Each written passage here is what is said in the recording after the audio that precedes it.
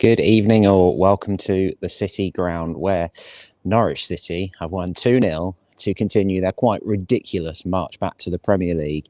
As I tweeted after the final whistle, it's surely now a case of when and not if. The Premier League is most certainly calling. 9 wins on the spin, another excellent performance, dominant performance. They totally deserve this 2-0 win. 66% of possession, 22 shots at goal, 7 on target away from home against a team managed by Chris Hughton. And we all know how good Chris is at organising teams defensively. And they'd only lost 4 of their last 18. Very rarely since Chris has taken charge have they been beaten by more than 2 goals. But that's what happened tonight. And Norwich did it quickly. They burst out of the traps. 2 goals early doors. Timu Pukki and Kieran Dowell. A huge goal for him. Just spoken to him. A very, very happy man and excited for what the rest of the season has got in store for him. But big news ahead of kickoff was that Emi Buendia was missing, which, of course, given just how influential and important he is to Norwich, was a little bit of a scare. We know that they struggled to win games without him at times, as we saw with his suspension earlier in the year. They'd only won 1 of the 6 games that he hadn't played earlier in the season.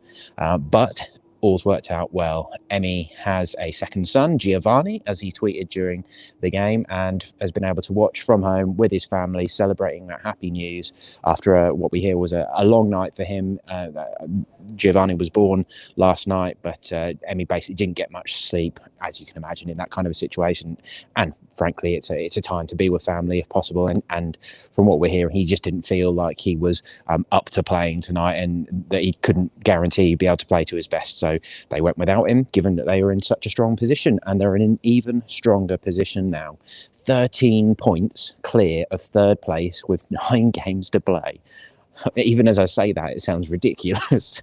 For all the ups and downs that we've been through this season, and not in terms of league position, because they've basically been top since November and barely been knocked off. When you think that Brentford did claim top spot at ahead of this winning streak, when Norwich lost at Swansea, and now Brentford are 15 points behind Norwich. It's just absurd. But yeah, as you can see there, Watford won last night, so that Norwich now 10 points clear again, restored that 10-point lead over second place. But that is the key one there. Swansea, 13 points behind. That's big. That you really can't see Norwich letting that go. It's got to be a case. Even to not win the title from here would be disappointing. And the way they're playing, you just can't see anyone stopping them, to be honest. Blackburn next at Carrow Road on Saturday before the international break, and they've kept 6 clean sheets in 9. You can just chuck so much at it, but there is that club record, which had been sort of teed up a little bit, that has been broken tonight. The first time that a Norwich City team has ever gone 9 straight games with 9 straight wins in succession. Sorry, and I can't even say it because it's such a surprise. As said in recent games, the 86 title winners in the second tier, they did go 10 straight league games, but there was a cup defeat in the middle of it. So this is the first time that a Norwich team had gone 9 games in all competitions and won them all. That's pretty remarkable. And well, the whole thing is pretty remarkable. We just got to savour it. We've got to enjoy it, because we know that when they get back to the Premier League, which they surely will do, it won't be as enjoyable as this. It's almost like a whole fresh start, isn't it? A totally different challenge. So we just got to enjoy it for the moment, for as much as we can, with, again, empty stadiums and all that, the strangeness of this season. To see Norwich just coasting their way to promotion as they are is a real privilege to be able to watch. And the players really stepped up tonight, in particular with Buendia not being there. They needed to sort of show that they're not a one-man team, and we all know that he's probably the best player in the Championship, but they still looked like the best team in the Championship without him tonight. Man of the match, I'll go to Lucas Rupp. He kept that place in the sort of central 10 role just behind Pukki. Dowell directly replaced Buendia on the right of the attacking midfield, and I thought Rupp was brilliant. I mean, besides 2 assists, fairly simple assists, just he was the man that set up Pukki and then Dowell with fairly simple passes, but his energy, his dynamism were just brilliant. In the second half, he must have been knackered when he came off, because there were several surges forward and Forest was struggling to keep up with him despite all the running he'd done during the game.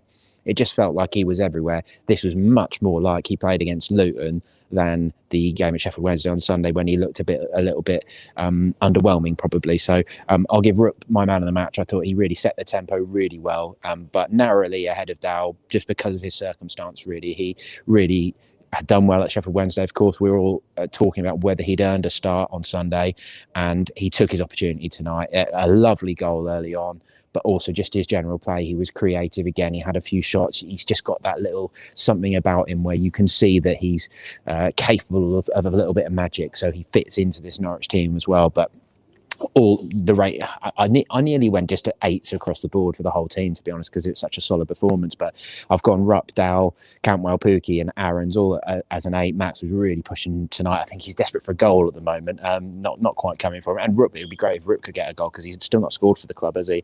And otherwise everyone else is 7, but not far off 8s at all. Tim Krul didn't have loads to do, but he did make one really important save at the start of the second half, denying Lewis Grabban, the former Norwich striker, who's 33 now apparently, which surprised me, but he's the Forest captain, back from injury recently, and the ball broke kindly to him in the box. Norwich thought there'd been a foul on skipping the build-up, but it didn't arrive, and Krul was out of his goal like a shot, almost leapt on Grabban and just spread himself and managed to thwart the shot, basically. And it was a crucial intervention, because Forest were just showing a few little signs of a fight back early in the second half.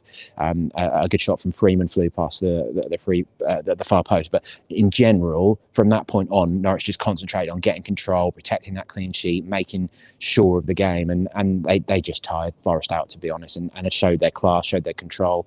And throughout the game, the difference in confidence was massive between the two teams. Forest are pretty much safe from relegation, but they are nowhere near in terms of confidence where Norwich are at the moment. No one is in the division. Norwich are just flying sky high, aren't they, at the moment? So it's a fairly simple game, but just to talk about the two goals, really, I mean, Dowell had already had one shot just wide in the 3rd minute.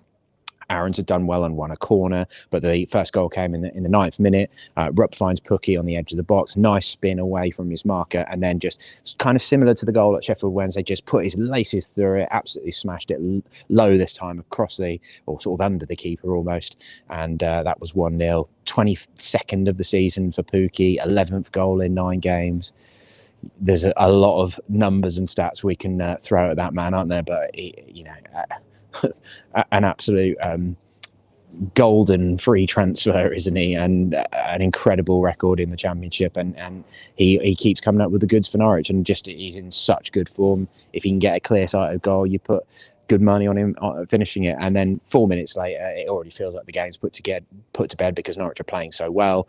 And Rupp again tees up Dowell on the right side of the box, and Dowell he's got a really good left foot, hasn't he? He actually scored 10 goals for Forest when he was on loan here in 2017-18, and he just made great contact with it low into the far bottom corner. The Forest keeper had no chance, and from there it really did look an uphill battle for the home side, and that's the way it proved. There were plenty of other chances, as I've already teed up, but I won't go through them all because, well, frankly, I've got a print deadline to hit, so I'm going to keep this nice and short tonight.